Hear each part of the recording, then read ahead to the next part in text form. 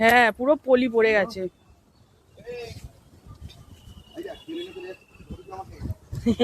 তোর জেঠু এতই আর কি মারে। কিসের বাবল উঠছে গো? ওইটা জলটা টানছে না, মানে জলের মধ্যে দিয়ে মাটিটা রে, মাটি পড়ে গেছে। এটা দেখে এরকম মনে হচ্ছে তো তুই যদি নামিস তোর এই 1 কোমরও জল হবে না।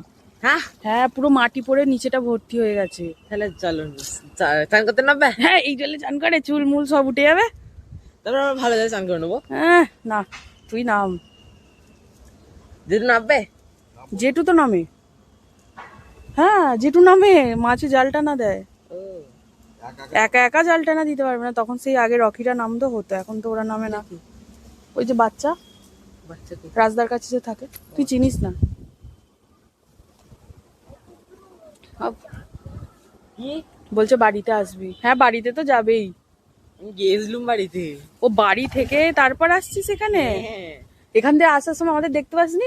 যেটুকে দেখতে পেয়েছি তোমাদের তিনজনকে দেখতে পাইনি। ও যে রোমাকে ডাকলো তখন দেখতে পেয়েছি। পরে নাকি সবসময়। হুম, শয়তান হয়ে গেছে মাছগুলো। ওরাও তো নিজেদেরকে প্রাণ বাঁচাচ্ছে তাই না, পালাচ্ছে।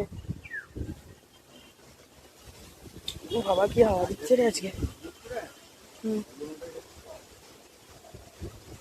পর পর পর একটা পর একটা পর একটা। পড়েনি, আর পড়বে না।